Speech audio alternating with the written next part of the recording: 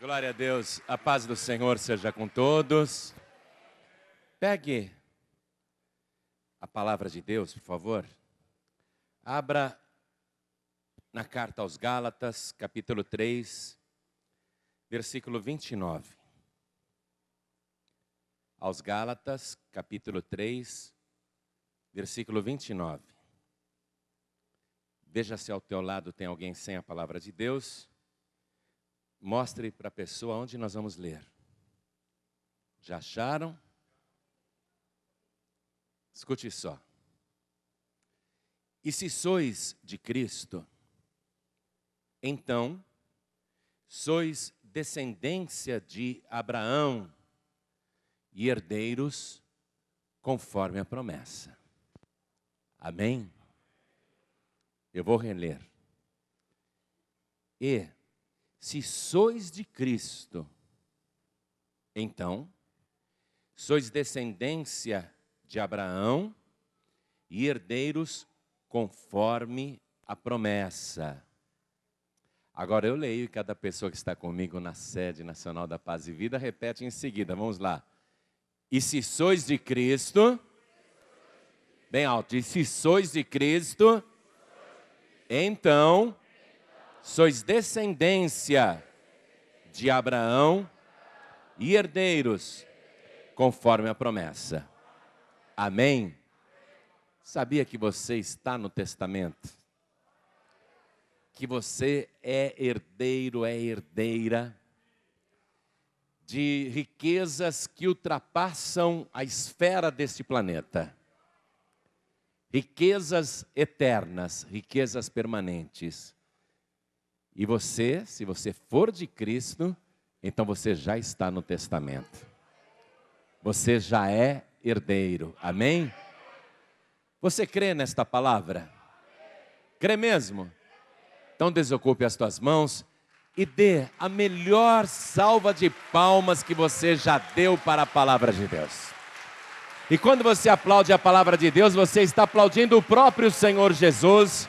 Porque em Apocalipse está escrito que o nome pelo qual ele se chama é a palavra de Deus. Ele é o verbo, ele é a palavra. Então aplaude, glorifique, aplaude. Esta palavra eterna, poderosa. Esta palavra que garante que você é herdeiro. Que você é uma pessoa muito rica. Não só de bens materiais, mas espirituais também. Então aplaude, glorifica. Pai querido, olha que coisa linda. Mas não é só o povo aqui que te glorifica e te exalta.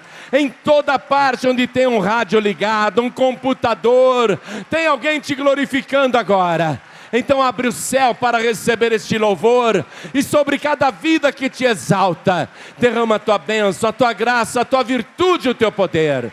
Pai querido, esta multidão veio aqui para ouvir a tua palavra. Ninguém quer ouvir homem algum. Então vem com teu espírito, tome os lábios do pregador, fale o Senhor agora, envia a tua palavra com poder e autoridade, e que a tua palavra vá e prospere naquilo para o qual está sendo enviada, em nome do Senhor Jesus. Diga amém, Jesus. Glória a Deus. Como é bom estar aqui, não é? Então senta, por favor. Pastor, se eu sou herdeiro de Abraão, quem foi esse homem? É o seguinte, o Abraão, ele era um babilônio, viveu há cerca de 4.000 anos atrás. Faz tempo, não? Você é descendente desse homem. A palavra está dizendo isso. Que este teu antepassado viveu há 4.000 anos atrás. Ele morava na Babilônia, que hoje é o Iraque. E ele, aos 75 anos de idade, ouviu uma voz, creu que era Deus e obedeceu. E passou a ser o primeiro homem a andar pela fé, a viver pela fé. E ele jamais em toda a sua vida havia adorado uma imagem ou um ídolo. E olha que na Babilônia havia um Deus para cada dia do ano. Cerca de 365 ídolos na Babilônia, um Deus para cada dia do ano. Mas ele nunca acreditou naquelas imagens, mas acreditou na voz que ele ouviu. E obedecendo àquela voz, a voz disse assim: vai para a terra que eu te mostrarei, mas você tem que sair do teu país, você tem que sair da casa do teu pai, você tem que sair do meio da tua parentela. Ou seja, Deus pediu para ele um rompimento geral. E não seria fácil romper com todos aqueles laços de uma única vez. Mas ele tomou a decisão e foi. Creu que estava obedecendo a Deus. E passou a ser o primeiro homem a viver pela fé. E Abraão vai então para a terra que Deus o enviou, para Canaã. E ali ele começa a peregrinar. Deus falou assim para ele: Abraão, eu vou fazer de você um homem, além de muito rico e bem-sucedido, eu vou fazer de você muitas nações. Você vai ter muitos filhos. E Abraão pensou: poxa, Deus falou uma coisa delicada agora, porque eu tenho 75 anos, a minha mulher tem 65, e até hoje eu não sei o que é a alegria de ser chamado de pai. E Deus está me dizendo que eu vou ter uma grande descendência, que nações sairão de mim. Puxa, que bom, eu vou ser pai. E acreditando nesta promessa, Abraão continuou obedecendo aquela voz que falava com ele. Mas nada da mulher dele ficar grávida. E a Sara estava na expectativa. Eu quero ser mãe. Mas ela não engravidava. Aí a Sara pensou o seguinte, e o nome dela na época era Sarai. A Sara pensou o seguinte: eu tenho uma escrava muito vigorosa, eu tenho uma escrava que me parece ser muito fértil. Eu vou entregá-la como concubina para o meu marido, e ela vai engravidar e vai ter um filho. Como ela é minha escrava, o filho que nascer dela é meu filho. Então eu serei mãe através da minha escrava Agar, a egípcia. E ela entregou aquela escrava para o marido dela, que não era bobo também, né? Onde é que já se viu um negócio desse? Talvez ele tenha até feito um charminho. Ai, não sei. Sei lá. O fato é que ele topou. E Agar engravidou. E nasceu quem? O Ismael. Então Abraão tinha 86 anos quando nasceu o Ismael. Abraão conseguiu gerar um filho. Mas Deus fala assim: Abraão, eu disse que você teria um filho com a tua mulher, com a Sara. Você ainda quer um filho com a Sara? Eu quero. Então, está bem. Continue esperando. A Sara vai te dar um filho. E Abraão achou até graça nisso. E ele continuou esperando. Quando Abraão fez 99 anos de idade, meu Deus do céu, Deus apareceu para ele em forma humana. Esse fenômeno que Deus utiliza de vez em quando chama-se teofania, quando Deus assume forma humana. E Deus apareceu acompanhado das outras duas pessoas da Trindade. E Abraão correu para ser hospitaleiro, amável, sem saber que aqueles 3 estranhos que passavam era o próprio Deus. E Abraão faz um monte de favores para aqueles desconhecidos, traz água, muita água para eles lavarem os pés, as mãos, manda preparar um guisado, trazer queijo, trazer pão, enfim. Abraão pega a melhor novilha que ele tem lá no rebanho, manda preparar, assar e serve a Deus e fica ali ao lado, como se fosse um garçom, sem saber que era para Deus que ele estava fazendo aquilo. Aí Deus falou assim: ô Abraão, daqui ao tempo de uma vida, a Sara vai te dar um filho. E Deus falou até o sexo da criança, um menino. A Sara, atrás da cortina da tenda, ouviu isso e com ela mesma, ela riu. E Deus falou assim: Abraão, por que a Sara riu? E a Sara: não, eu não ri. Não diga que você não riu porque você riu. Você pode ter rido aí escondida, mas eu vi. Daqui ao tempo de uma vida, ela vai te dar um filho. E 9 meses depois, nasceu Isaac. Olha só. Abraão já tem 2 filhos, o Ismael e o Isaac. O Isaac vai se casar e vai ter gêmeos, filhos gêmeos. Nasce o Esaú e nasce o Jacó. Mais tarde, quando eles já estão grandes, o Esaú se revolta com o pai dele e resolve se juntar com o tio dele, o Ismael. Esaú passou para o lado de Ismael. E o Jacó, ele vai ter 12 filhos, que darão origem às 12 tribos de Israel, porque o nome de Jacó foi mudado para Israel. E foram desses 12 filhos de Israel que surgiu esse país minúsculo e que está no centro da história da humanidade. E há muitas profecias ainda para Israel. Mas veja só. De Israel, um dia surgiu Moisés. E o Moisés se tornou o autor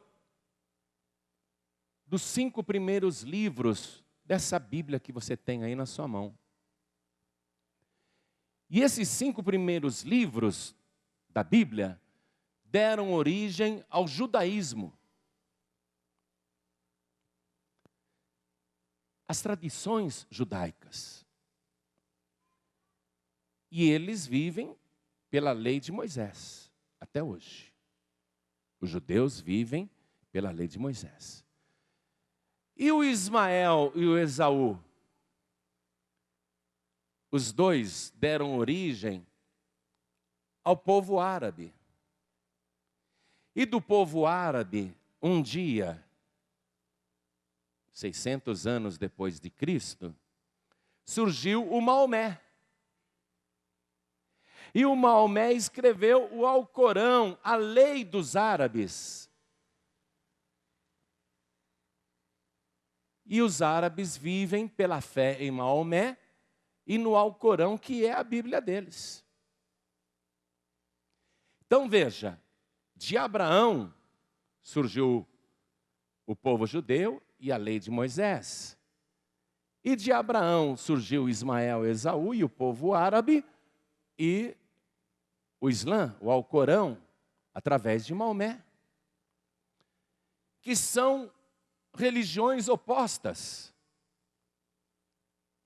Os árabes acreditam em Alá, que para eles quer dizer Deus. E os judeus acreditam em Yahvé, que é o Deus também, inclusive o nosso Deus. Na verdade, tanto os árabes como os judeus acreditam em Deus, mas eles se combatem dizendo que a religião correta e a revelação correta é a deles. Então, os árabes dizem: Não, nós não guardamos o sábado como os judeus. Nós guardamos a sexta-feira. Nós não cremos na Bíblia dos judeus, nós cremos no Alcorão. A nossa confissão de fé é o Alcorão. Nós não consideramos Jerusalém a cidade mais sagrada do mundo, para nós é Meca. Jerusalém é uma cidade santa, mas Meca é muito mais. Não é? E assim cada um tem o seu dogma. Mas essas duas religiões surgiram de quem? Do pai da fé, o Abraão. Mas Abraão, quando foi provado por Deus, quando ele já era um homem muito bem-sucedido, o homem mais rico da terra, quando Abraão já estava realizado com seu filho Isaque, quando Isaque tinha aproximadamente 13 anos de idade, ele ouviu aquela mesma voz que havia falado com ele desde a Babilônia, e aquela voz lhe disse: Abraão, pega o teu filho, o teu único filho a quem tu amas, vai até a montanha que eu te mostrarei, e oferece este filho como sacrifício nas montanhas de Moriá. E Abraão obedeceu a voz, porque ele estava acostumado a obedecer aquela voz, e pegou o seu filho Isaque e foi lá, na montanha em Moriá, que fica em Jerusalém, e ali ele foi sacrificar o Isaque. Você conhece a história? Naquele momento, o Senhor o interrompe, e é aí que entra a promessa de Abraão. Eu quero que você vá comigo então no livro de Gênesis, capítulo 22, porque é aqui que entra a promessa que Deus fez a Abraão, e é essa promessa que Gálatas 3:29 diz que eu e você somos herdeiros. Então vamos lá, vamos ver na Escritura, vamos ver no Testamento, e não importa que é no Antigo Testamento, vamos ver do que nós somos herdeiros. Vamos lá, Gênesis capítulo 22, versículo 15. Está escrito assim: então o anjo do Senhor, e deixe-me repetir um esclarecimento que quem é da Paz e Vida já sabe, quem é visitante talvez não saiba. No Antigo Testamento, o anjo do Senhor é o próprio Senhor. Quando Moisés estava lá ao pé do Monte Horebe, ele viu a sarça ardendo, e quando ele se aproximou, o anjo do Senhor falou com ele, e quando ele quis saber o nome desta pessoa que falava com ele, a voz respondeu para Moisés: eu sou o que sou, o Deus Todo-Poderoso, o que era, o que é e o que sempre será, o Deus eterno, o Deus onde passado, presente e futuro se confundem, o Deus que controla todas as coisas. A resposta de Deus queria dizer isso tudo. Então, ali ficou revelado que o anjo do Senhor é o próprio Senhor. Então, neste momento aqui, não é um anjo falando com Abraão, mas sim o próprio Deus, o próprio Senhor. O anjo do Senhor, desta forma como está escrito aqui no Antigo Testamento, é o Senhor Jesus, o próprio Deus. Então acompanhe. Então o anjo do Senhor bradou a Abraão pela segunda vez desde os céus e disse: por mim mesmo jurei, diz o Senhor. Está vendo que o anjo do Senhor é o Senhor? O anjo do Senhor bradou pela segunda vez e disse: por mim mesmo jurei, diz o Senhor. O anjo do Senhor é o Senhor, está aqui explicado, está aqui evidente. Porquanto, Abraão, fizeste esta ação, e não me negaste o teu filho, o teu único, que deveras te abençoarei, e grandissimamente multiplicarei a tua semente, como as estrelas dos céus e como a areia que está na praia do mar, e a tua semente possuirá a porta dos seus inimigos, e em tua semente serão benditas todas as nações da terra, porquanto obedeceste a minha voz.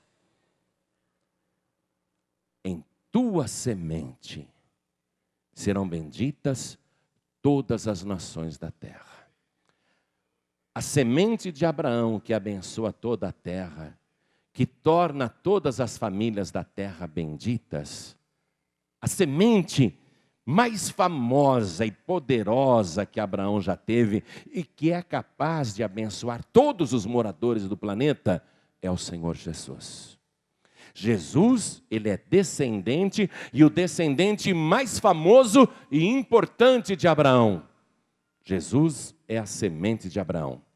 Então Jesus, que é descendente de Abraão, faz com que as pessoas que o recebem, que creem em Jesus como Deus, que creem no seu sacrifício, estas pessoas se tornam imediatamente, de uma maneira poderosa, descendentes de Abraão e herdeiros desta promessa aqui, e mais ainda, se tornam filhos de Deus. Amém? Então, o que aconteceu agora, depois de Jesus Cristo? Surgiu um terceiro ramo. Já tinha dois, não é? Já tinha o ramo de Ismael e Esaú, e já tinha o ramo de Isaque, agora surgiu um terceiro ramo, que é o ramo dos descendentes de Abraão, por causa de Jesus Cristo. Quem é de Jesus Cristo é descendente direto de Abraão, e herdeiro conforme a promessa. Muito bem. Quem conhece o Evangelho sabe quem foi Jesus, as coisas que ele realizou aqui na terra nunca, jamais haviam sido feitas antes. As palavras que Jesus Cristo proferiu e ensinou, nunca ouvidos humanos haviam escutado antes. As maravilhas, os prodígios e tudo que ele fez, e a sua própria vida nunca tinha sido vivida antes nesse planeta, porque nunca até então havia existido um ser humano que tivesse sido tentado em todas as coisas e permanecido sem nenhum pecado. A vida do Senhor Jesus é única, porque não tendo ele nenhum pecado, e tendo ele tanto poder, humilhou-se a si mesmo e docilmente se deixou prender, e como uma ovelha muda foi levado ao matadouro, e ali ele deu a sua vida no mesmo Monte Moriá, em Jerusalém. Ele deu a sua vida e derramou o seu sangue por toda a humanidade. E o que é mais impressionante é que Jesus foi sepultado na mesma sexta-feira em que morreu, ficou sepultado naquele restante da sexta, o sábado, e de uma maneira sobrenatural e poderosa, ele ressuscitou no domingo pela manhã. Então, a sua existência é totalmente única, porque nunca ninguém sofreu tanto e continuou amando os seus inimigos e perdoando na cruz. E a sua existência é extraordinária e única, porque só ele morreu e ressuscitou e está vivo pelos séculos dos séculos. Isso é extraordinário. Então as pessoas que acreditam em Jesus Cristo, acreditam no próprio Senhor, acreditam no próprio Deus, e têm essa garantia da vida eterna, porque Jesus venceu a morte e o inferno, e tendo ele ressuscitado, ele pode garantir também que vai ressuscitar quem acredita nele. Bom, mas aí entra o conflito. A cidade de Jerusalém está dividida em 3 partes.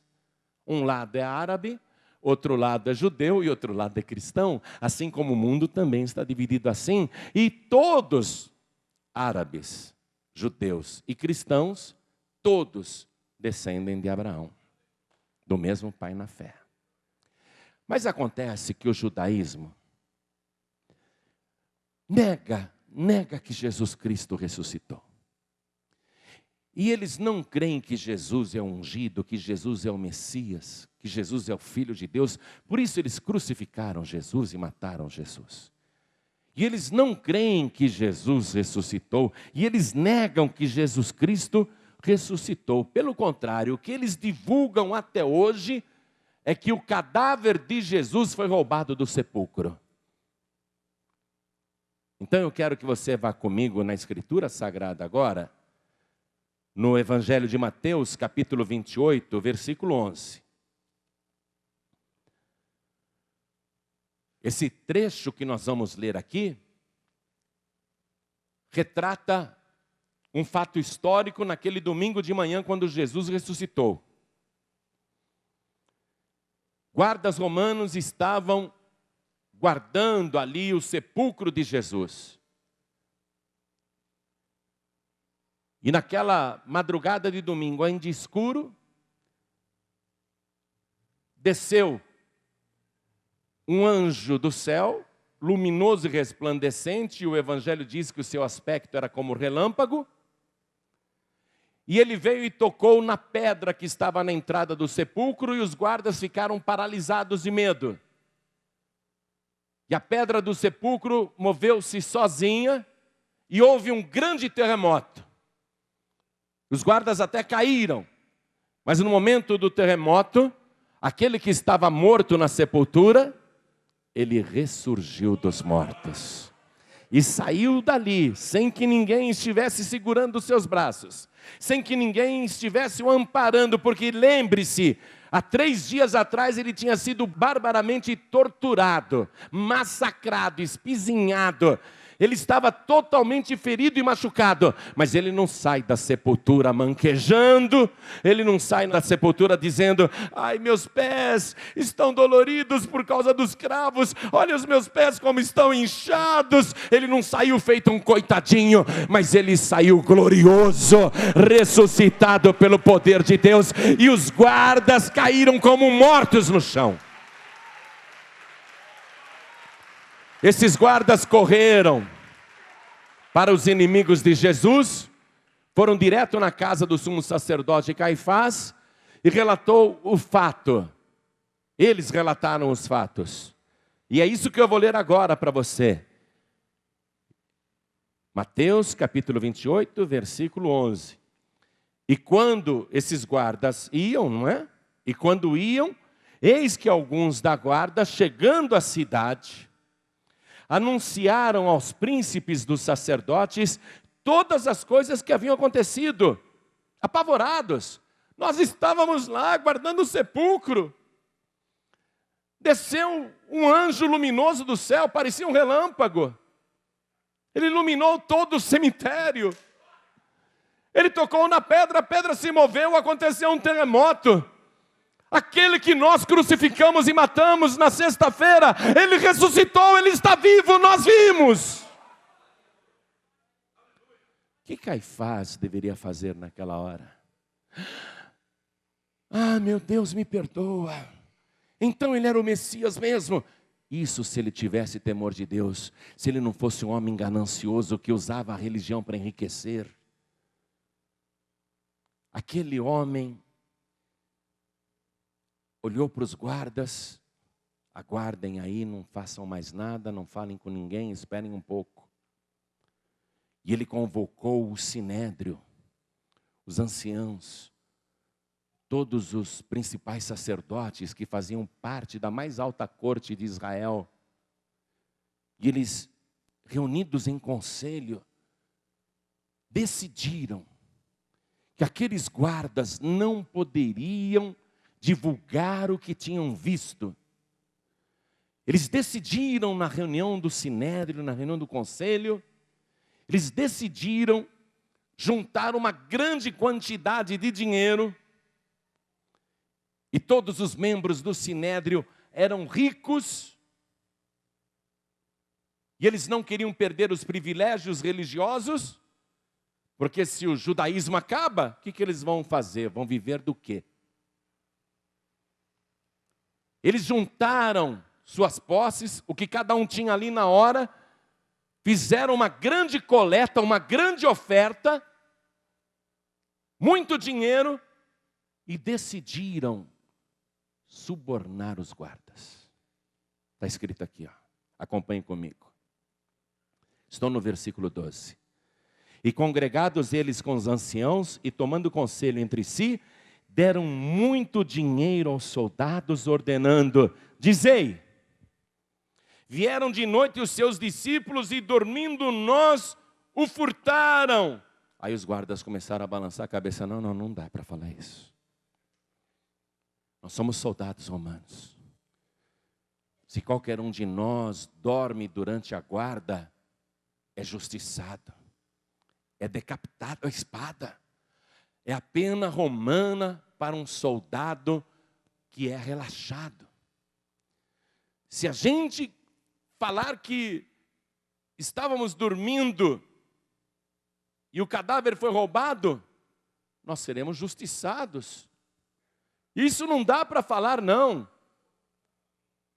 Toma o dinheiro, pega aqui o dinheiro, pega o dinheiro. Quer mais dinheiro? Toma mais dinheiro aqui. E fiquem tranquilos.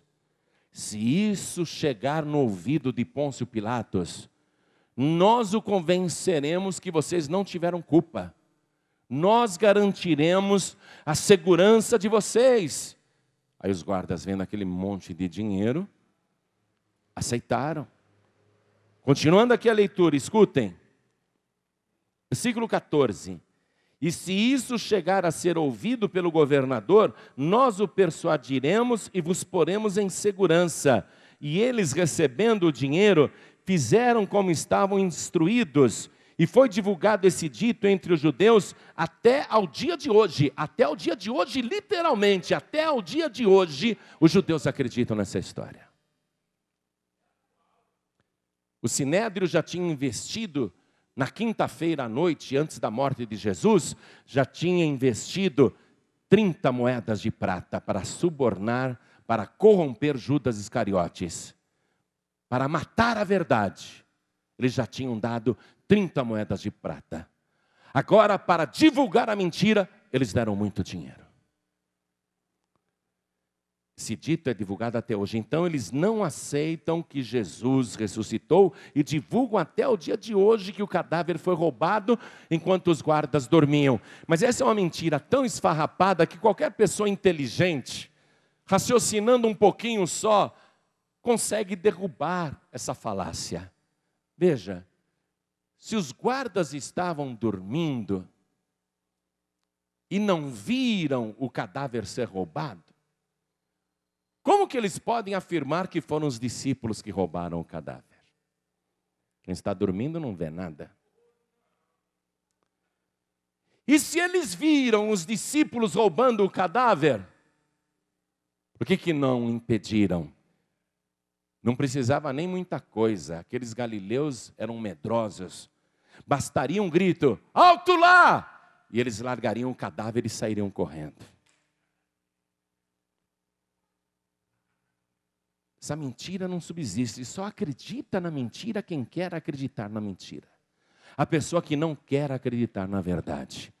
Mas esse é o ramo que descende de Abraão e que deu origem ao judaísmo, que não recebe Jesus Cristo, não aceita Jesus Cristo.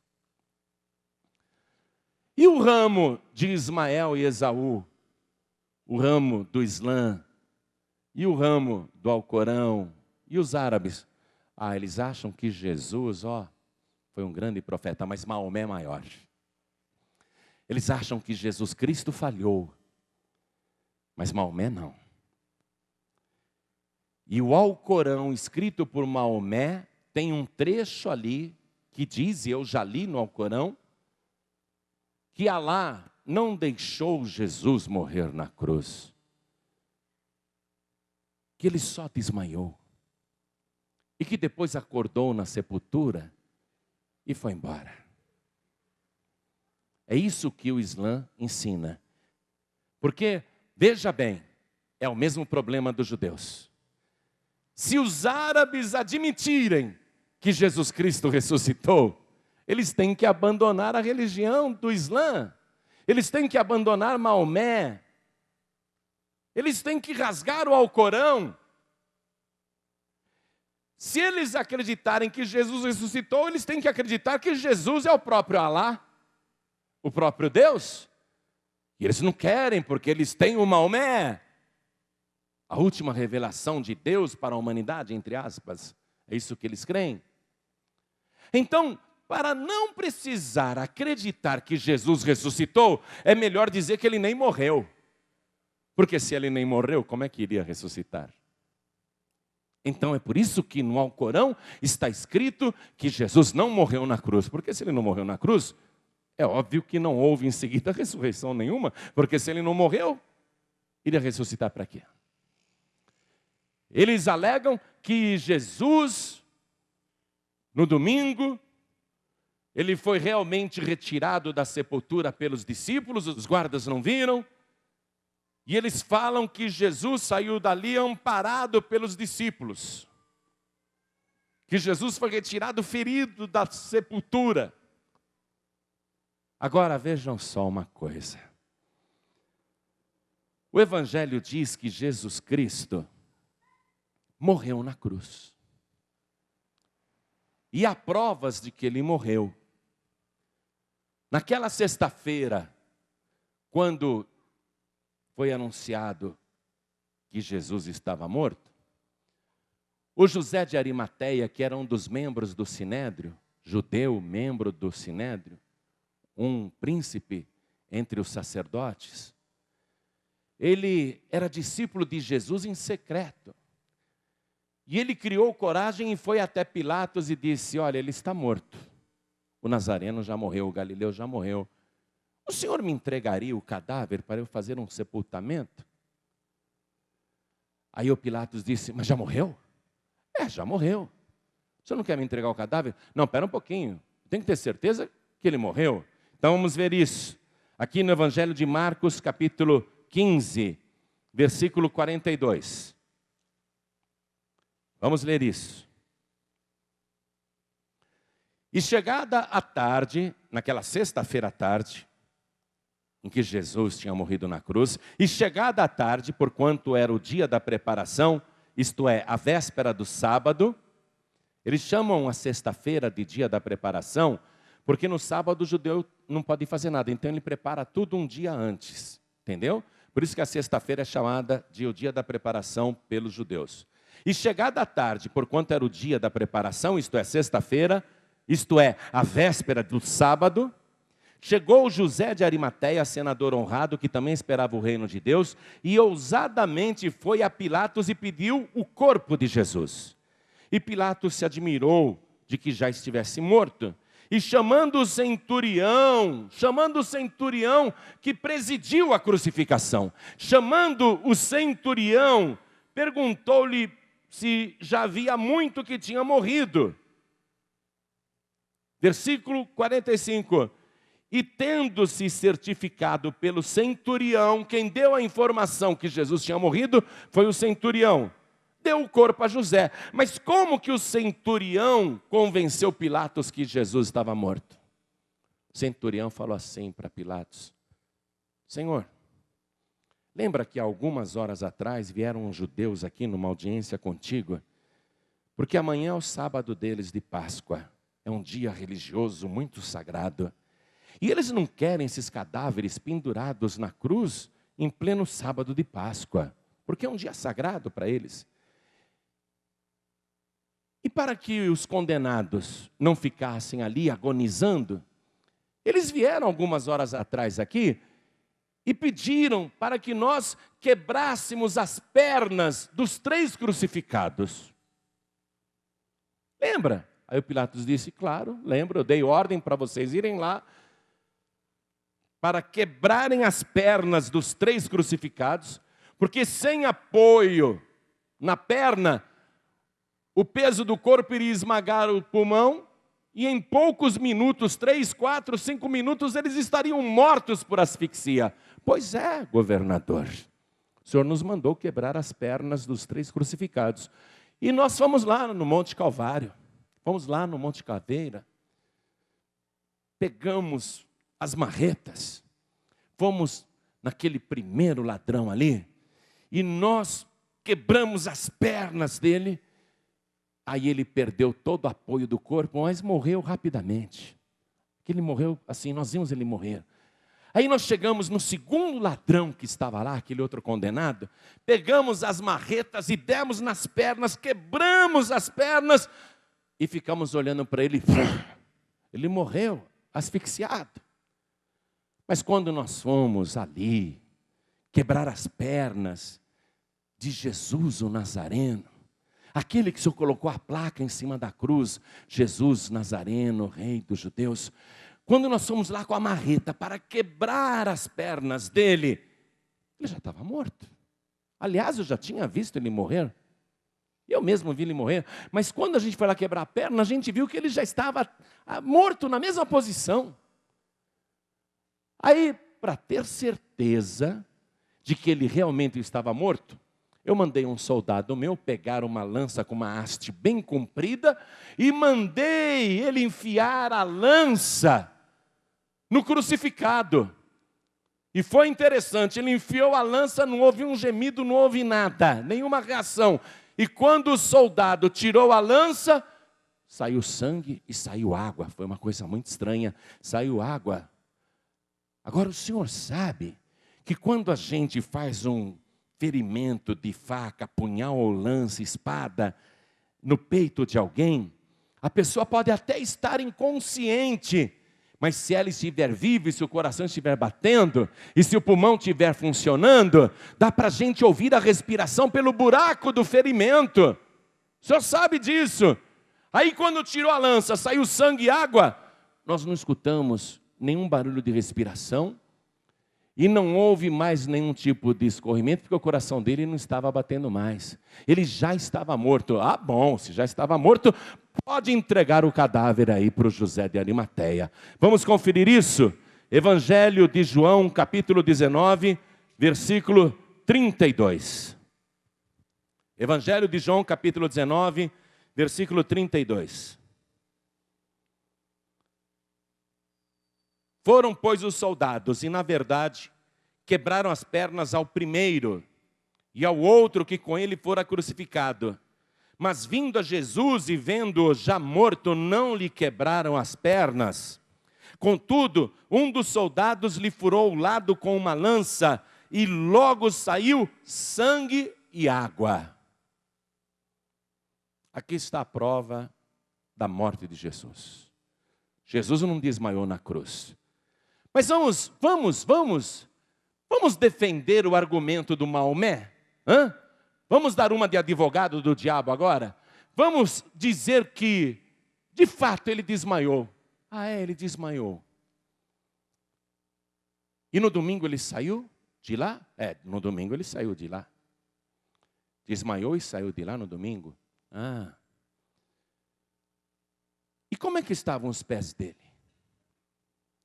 Porque uma pessoa que foi pregada com pregos enferrujados, depois de estar brutalmente retalhada pelos açoites, depois da sessão de espancamento e tortura e da coroa de espinhos, e depois de tudo que ele apanhou, aquele homem precisava sair da sepultura carregado, porque ele precisava de tratamento médico, aquele homem precisava de curativos. Se ele só desmaiou na cruz, e no domingo acordou e saiu dali, o coitado mal conseguiria colocar o pé no chão, porque os seus pés deveriam estar inflamados, infeccionados e bem inchados, e o corpo dele todo ainda coberto de feridas e pus, e uma gangrena geral. Esse homem deveria estar precisando ser internado urgentemente, e depois de todo o sangue que ele perdeu, e a desidratação que ele sofreu, como que esse homem poderia no domingo acordar e falar: vou embora daqui, vou fugir? Ele não tinha condições de dar um passo. Mas sabe o que eu leio aqui no Evangelho? Que naquele domingo pela manhã, a Maria Madalena estava chorando diante do sepulcro vazio. E alguém chegou atrás dela e ela não reconheceu que era Jesus. E esta pessoa que é Jesus perguntou para ela: por que você está chorando, moça? E ela disse: porque levaram o cadáver do meu Senhor e eu não sei onde o puseram. Se o Senhor sabe onde está o cadáver dele, me fale. Eu quero o meu Jesus, nem que ele esteja morto, mas eu quero o cadáver.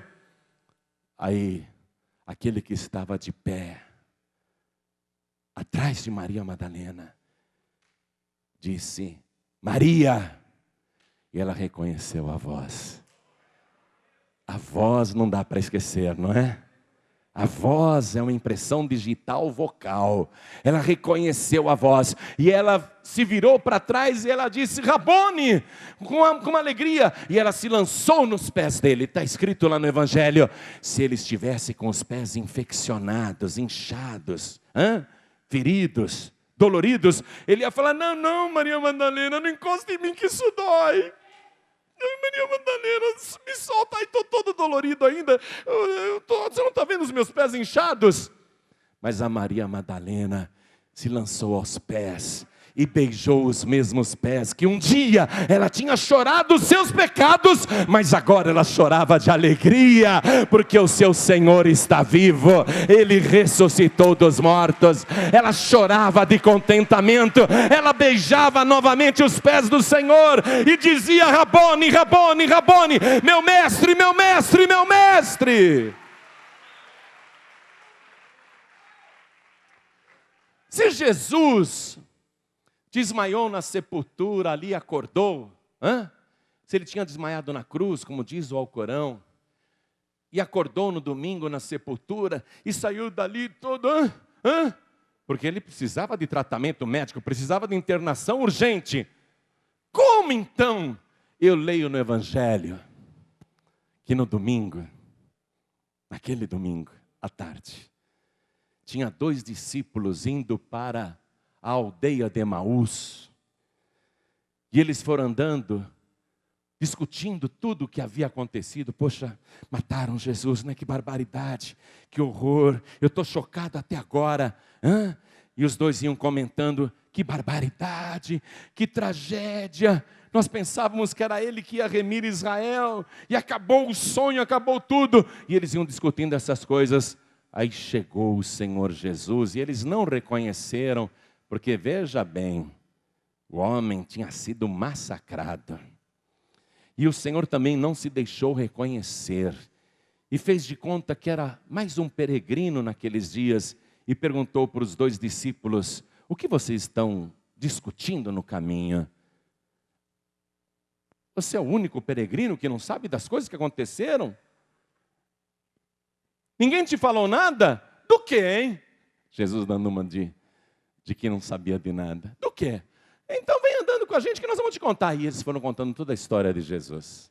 E Jesus, é mesmo, E eles falando, curava cegos, é mesmo, curava leprosos, era só falar.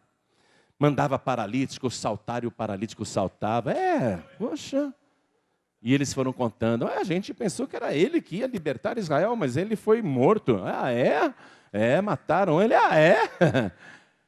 E quando chegaram em Emaús, o dia já estava quase escurecendo, o sol estava quase se pondo. E Jesus fez de conta que ia continuar no caminho. E eles disseram, olha, o dia já está declinando, já vai ser noite. Venha pousar aqui na nossa casa. Tá bem, eu aceito. E eles hospedaram Jesus. Está com fome? Estou. Então vamos comer. Colocaram o pão na mesa. Estão lá os 2 discípulos à mesa com Jesus, mas os olhos estão fechados, eles não sabem que é Jesus. Aí eles dão pão para Jesus, que era para eles um estranho, um peregrino. Fizeram que nem Abraão, né? A mesma hospitalidade. Aí Jesus pega o pão com aquela marca registrada que ele tinha. Ele ergue o pão assim ao céu. Aí os discípulos já foram notando a semelhança. Olharam melhor e viram a mão ferida. A mão ferida. Aí ele pegou o pão e fez aquela oração dando graças ao Pai. Deu graças. E quando deu graças, imediatamente as escamas dos olhos dos discípulos caíram e eles enxergaram Jesus. E quando eles foram dizer Rabone, Jesus desapareceu. Era ele, era ele. Você viu que enquanto ele conversava conosco, o nosso coração ardia de alegria. Vamos voltar para Jerusalém. E eles voltaram para Jerusalém, de Emaús para Jerusalém, 11 quilômetros, e foram anunciar que eles tinham visto Jesus.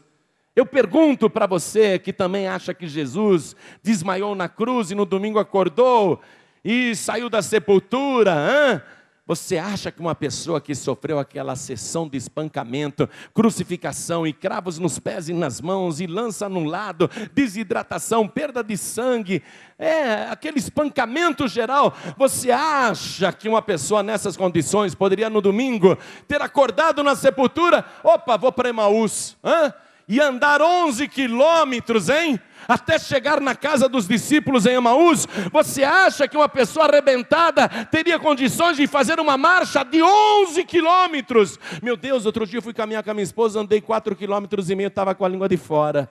Voltei de táxi. Falei, amorzinho, eu estou com pressa, eu tenho umas coisas para fazer em casa, vamos pegar um táxi. Aguentei andar 5 quilômetros?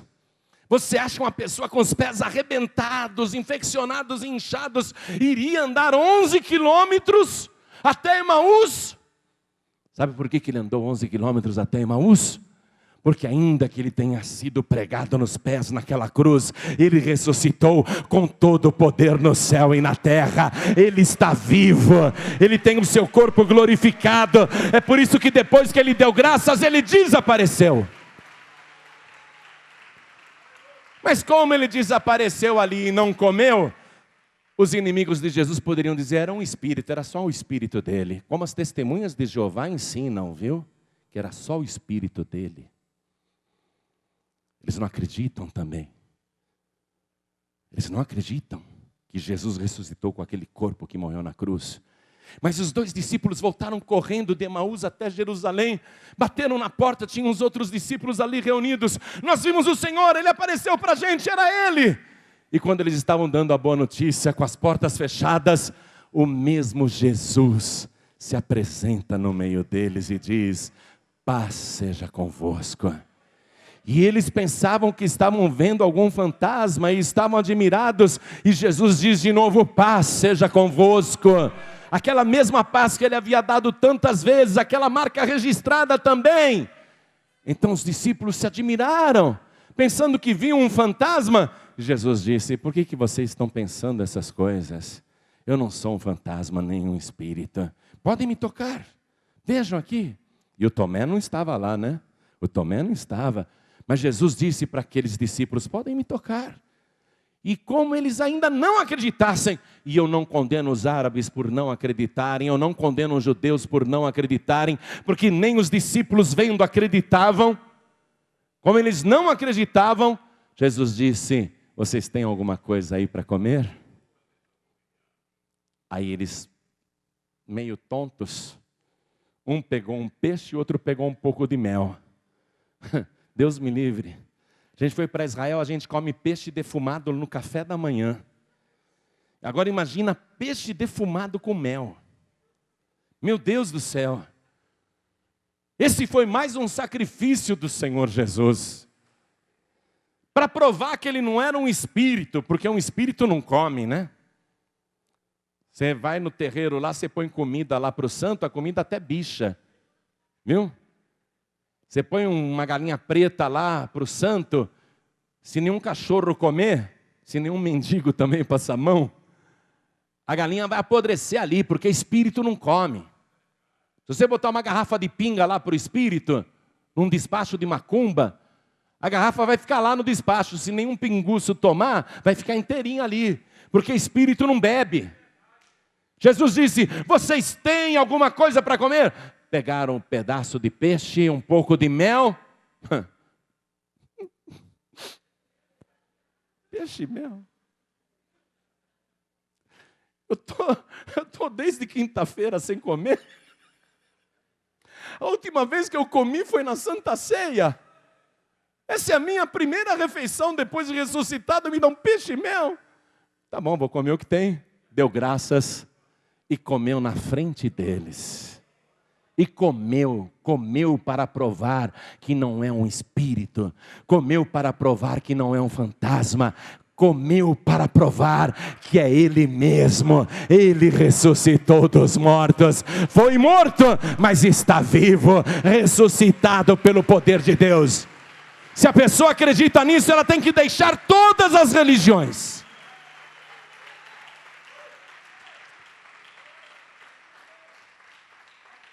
Eu gostaria tanto de continuar essa mensagem, mas eu não quero encher vocês.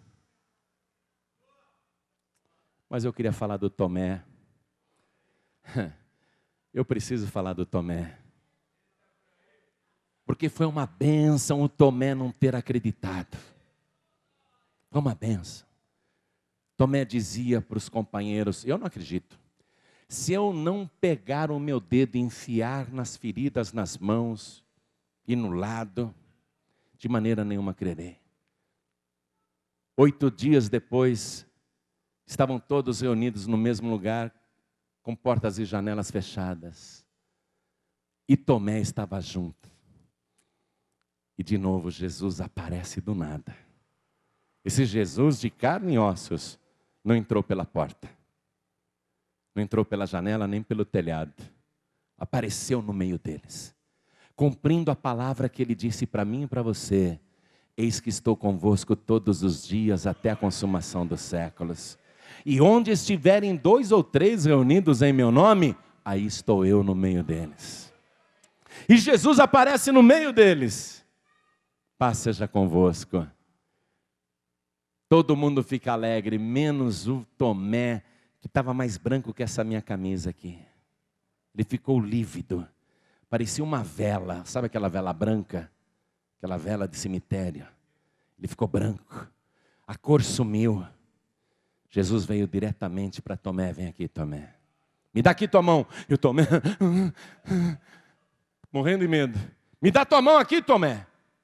Pegou a mão dele: põe aqui o teu dedo. E enfiou o dedo na ferida, que ainda estava ali.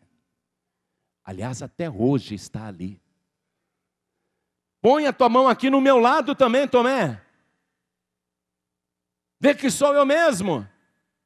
Tomé, não sejas incrédulo, mas crente. E o Tomé caiu de joelhos diante de Jesus: Senhor meu e Deus meu. Jesus olhou para ele e falou assim: porque você viu, você crê, Tomé? Bem-aventurados, bem-aventurados, bem-aventurados os que não viram e creram. Oh, glória! Você é bem-aventurado, eu sou bem-aventurado. Eu não vi, mas eu acredito.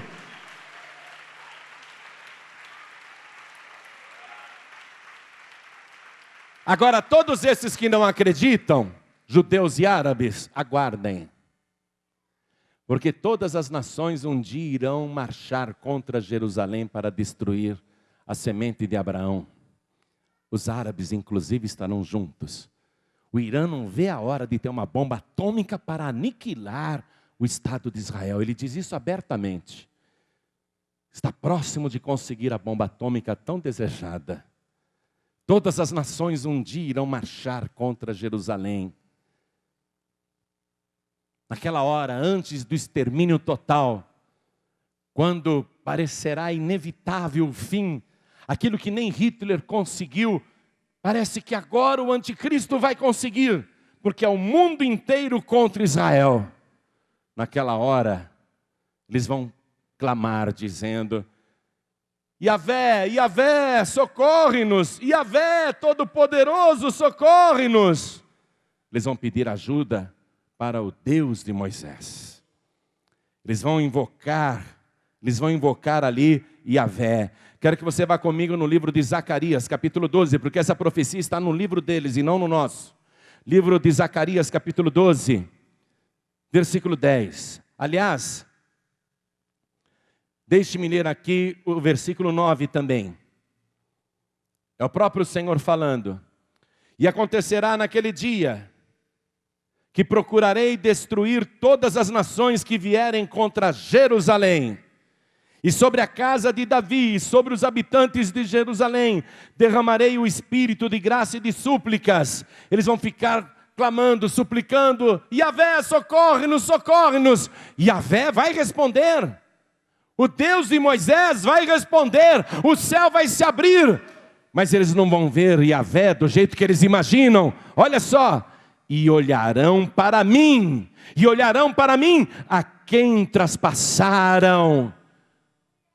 Eles vão olhar, quando o céu se abrir, e Yahvé está mandando socorro, louvado seja Yahvé. Mas quando eles olharem direito, eles vão ver as marcas, nas mãos, nos pés, no seu lado, a sua vestimenta ainda banhada de sangue. E olharão para mim a quem traspassaram. E aí que eles vão ficar em choque. Ele é o Yahvé. Ele é o Yahvé. Nós dizíamos que ele era o enganador. Nós sempre acreditamos que o seu cadáver foi roubado da sepultura. Nós sempre o combatemos. Eu nunca me esqueço quando eu morava em Manaus, em 1982. Eu era gerente de propaganda e promoções de uma empresa na Zona Franca de Manaus. E Deus me deu a paz e vida lá em Manaus. Eu não tinha nenhum parente por perto. Eu cheguei para o dono da empresa e falei: olha, eu estou voltando para São Paulo. Mas por que Manaus é tão bom? Você não gosta daqui? Você ganha tão bem? A tua agência de propaganda em São Paulo continua atendendo a gente. Você vai uma vez por mês, passa uma semana em São Paulo. O que você... Por que você vai voltar para São Paulo? Você não está feliz aqui? Eu falei: e ele era judeu. Eu falei para ele: é que Deus me mandou para São Paulo para abrir uma igreja. E ele falou: abrir uma igreja? Abrir uma igreja para quê? Eu falei: para pregar o evangelho. E ele, judeu, disse para mim: para falar de Jesus, aquele enganador? E eu disse para ele: Kaplan, você não sabe, você não conhece, não fala nada para não blasfemar. Eu sei que você não acredita, mas Jesus é Deus. Se você não puder me reaproveitar em São Paulo, eu estou indo embora do mesmo jeito. E vim para São Paulo. Aí Deus me deu lá aquele salão para a gente alugar na Avenida Rio Branco 511, que está conosco até hoje. A primeira igreja da Paz e Vida nasceu ali, em dezembro de 1982. Mas os judeus não acreditam em Jesus. Mas no dia em que o Yahvé aparecer, no dia em que o Deus de Abraão aparecer, no dia em que o Deus de Moisés aparecer, no dia em que o Deus de Davi aparecer, eles olharão para mim, a quem traspassaram. A reação deles: e o prantearão como quem pranteia por um unigênito, e chorarão amargamente por ele, como se chora amargamente pelo primogênito. Eles vão chorar muito. É aí que eles vão se converter, porque ainda há profecias ligadas a Israel. Eles vão ver esse Jesus que hoje eles não acreditam. Os árabes vão ver esse Jesus que eles não acreditam, que é Deus, que é o Alá. Eles não acreditam, mas um dia eles vão acreditar. E aqui em Apocalipse capítulo 1, versículo 7, tem mais uma profecia. Apocalipse capítulo 1, versículo 7. Eis que vem com as nuvens, e todo olho o verá, até os mesmos que o traspassaram, e todas as tribos da terra se lamentarão sobre ele. Sim, amém. E olha o que ele diz no versículo 8. Eu sou o alfa e o ômega, o princípio e o fim, diz o Senhor, que é, que era e que há de vir, o Todo-Poderoso. Em hebraico, o El Shaddai, o Todo-Poderoso dos judeus, o El Shaddai, o Alá dos árabes, que eles não acreditam de verdade no verdadeiro Alá. Ele é Deus. As testemunhas de Jeová vão ver isso, Ele é Deus. Esse dia está chegando. Quando esse dia chegar, todos os olhos o verão, e acreditarão porque estarão vendo. Mas bem-aventurados sois vós, que não viram e creram. Um dia todo olho o verá e todos acreditarão. E Jesus vai mostrar que Ele, sendo em forma de Deus, veio a este mundo e humilhou-se a si mesmo, tomando a forma de servo, fazendo-se semelhante aos homens. E achado na forma de homem, foi obediente até a morte, e morte de cruz. Por isso, Deus o Pai o exaltou soberanamente e lhe deu um nome que está acima de todos os outros nomes, para que ao nome de Jesus se dobrem todos os joelhos dos que estão em cima nos céus, na terra e até debaixo da terra, e toda língua confesse que Jesus Cristo é o Senhor, para a glória de Deus Pai. Um dia toda língua vai confessar isso. Um dia todo joelho vai se dobrar diante dele. Mas bem-aventurado quem agora dobra o seu joelho diante de Jesus, seja judeu, seja árabe, seja japonês, chinês, americano, russo, indiano, brasileiro, argentino, paraguaio, uruguaio, português, africano, asiático. Bem-aventurado quem hoje, não importa a sua raça, não importa a sua ascendência, bem-aventurado quem hoje crer nisso e receber Jesus como o El Shaddai agora. Receber Jesus como Todo-Poderoso agora. Toda a igreja fique de pé.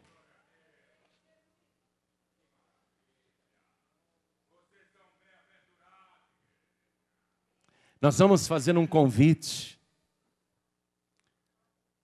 Aliás, vamos fazer? Não. Vamos repetir um convite. Eu só vou repetir o convite que Ele mesmo fez.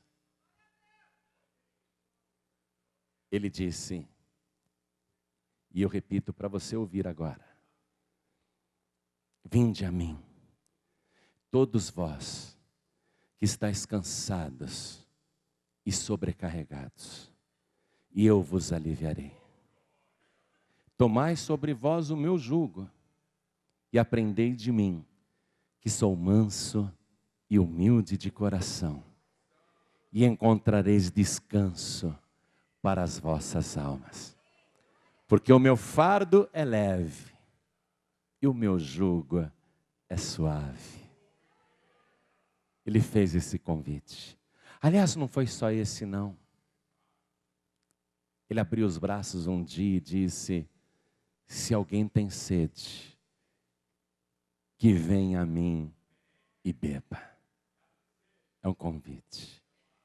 Ele te chama para tirar esse fardo pesado das doenças e sofrimentos, da ansiedade, da depressão, da angústia, do medo, do trauma, das aflições, das perturbações, da insegurança. Esse fardo do estresse que você carrega, Ele quer tirar este peso de você. Ele vai levar esse fardo pesado. E o fardo leve que Ele vai te dar é fácil de carregar. Até uma criancinha carrega.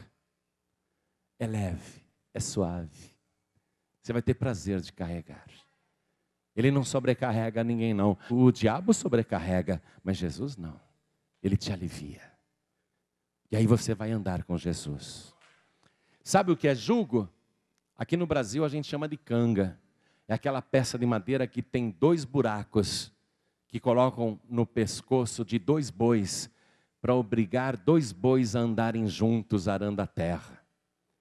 O jugo é isso. Jesus está dizendo, eu vou te dar o meu jugo, tá? Um está aqui no meu pescoço. Aqui tem um buraco. Põe tua cabeça aqui. E aí você vai se obrigar a andar comigo.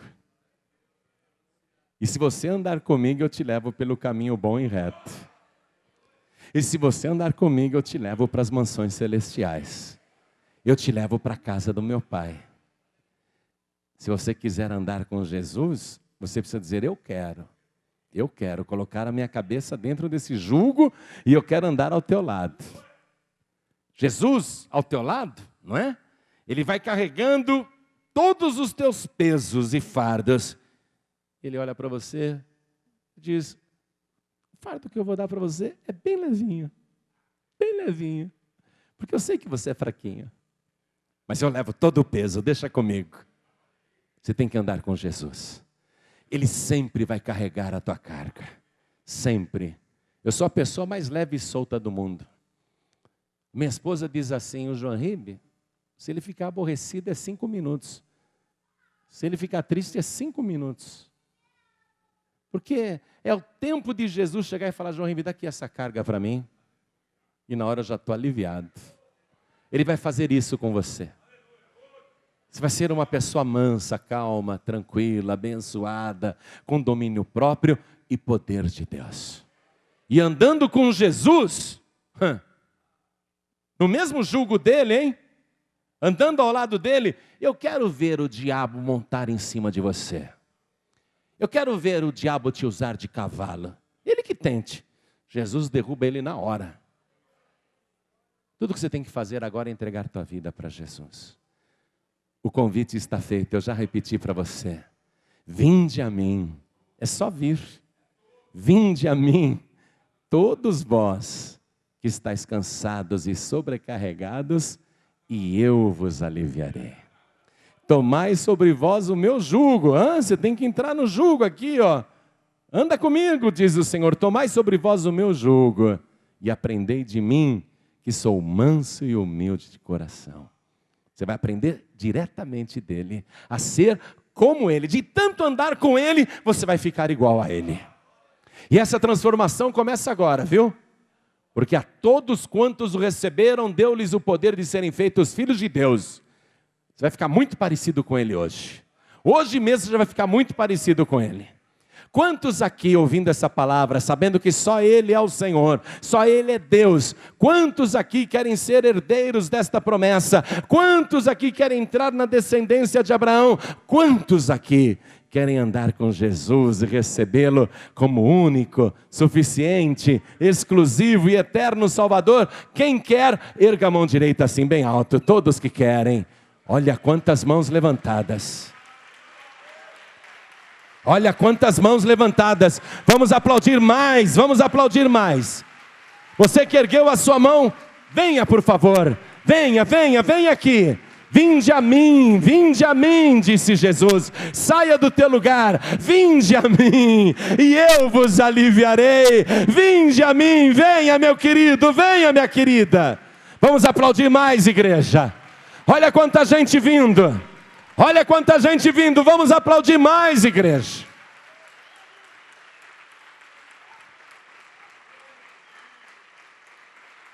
Bem-aventurados sois vós, que não viram e creram. Vamos aplaudir mais. E está chegando mais, olha isso. Oh, glória. Quero chamar aqui na frente, vamos aplaudir, vamos aplaudir. Oh, glória, coisa linda. Quero chamar você que está afastado, afastada, ou sem igreja, ou fraco na fé. Quero chamar você aqui na frente, porque eu vou orar para você. Você que tem tido dificuldades de andar no jugo com Jesus. Pastor, às vezes eu não consigo fazer tudo direitinho. Reconheço que eu falho, mas eu fico triste quando eu erro. Você quer se consertar com Deus, pedir perdão? Quer que Jesus se alegre com você? Quer que Ele te fortaleça? Então, sai do seu lugar, vem aqui para frente também. Vem para cá. Coloca a tua cabeça aí no jugo de Jesus Cristo. Voluntariamente põe a tua cabeça no jugo de Jesus para andar ao lado dele. Oh, glória! Vamos aplaudir, igreja, vamos aplaudir mais. Quero falar com você que está ouvindo pela rádio. Quero falar com você que está acompanhando pela internet em qualquer lugar do mundo. Eu sei que tem gente me acompanhando agora no Japão, nos Estados Unidos, na Europa, na América do Sul, em toda parte. Nós recebemos muitos e-mails, nós recebemos muita correspondência, pessoas em Portugal. A rádio está aí em Portugal, a Rádio Lesíria. Você que está me ouvindo em Portugal, quer entregar a vida para Jesus? Se ajoelhe ao lado do teu rádio. Se ajoelhe ao lado do teu computador. Quer voltar para Jesus? Se ajoelhe aí onde você está. Você que está assistindo um DVD, alguém chegou para você e disse, assista esse DVD. E você está assistindo essa mensagem. Assistiu esta mensagem. Quer entregar a vida para Jesus? Se ajoelhe ao lado do teu DVD, do teu televisor, porque nós vamos orar. Você que está dirigindo e ouvindo esta mensagem no teu automóvel, no teu caminhão ou no teu veículo, quer entregar a vida para Jesus ou voltar para Jesus? Não precisa parar o veículo, diminua a velocidade e coloque a mão direita sobre o teu coração. E vou pedir a esta multidão que está comigo diante do altar, que se ajoelhe comigo, por favor. E vou chamar aqui o meu filho na fé, pastor Ubiratã Araújo, que agora é o teu pastor. Ele também vai orar por você. E vou pedir a toda a igreja que, de pé, estenda a mão direita na direção das pessoas que estão ajoelhadas, porque você vai interceder por elas agora. Escolha alguém para você interceder. Escolhe alguém, você não precisa nem saber o nome da pessoa. Depois lá na tua casa você vai orar e dizer assim: aquela moça que estava com uma blusa listrada, aquele moço que estava com uma camiseta marrom. Memoriza alguém aí para você orar por esta pessoa depois. E você que está de joelhos, coloque a mão direita sobre o teu coração. E ore assim comigo: meu Deus e meu Pai. Ore com fé: meu Deus e meu Pai. Eu ouvi a tua santa palavra e eu creio. Eu não vi nada, apenas eu creio. E eu quero estar entre os bem-aventurados. Eu te peço, Senhor, perdoe agora todos os meus pecados. Me purifique com teu sangue e escreve o meu nome no teu santo livro, o livro da vida. E me dá, Senhor, do teu Espírito, faça morada no meu interior e permaneça comigo todos os dias, até a consumação dos séculos. Permaneça comigo, Senhor, até o arrebatamento, porque aí serei eu a permanecer eternamente com o Senhor. Meu Senhor bendito, meu Deus Todo-Poderoso, meu El Shaddai, me abençoe agora com a alegria da minha salvação, porque eu declaro que só o Senhor é o meu único, suficiente, exclusivo e eterno Salvador para todos sempre. Amém.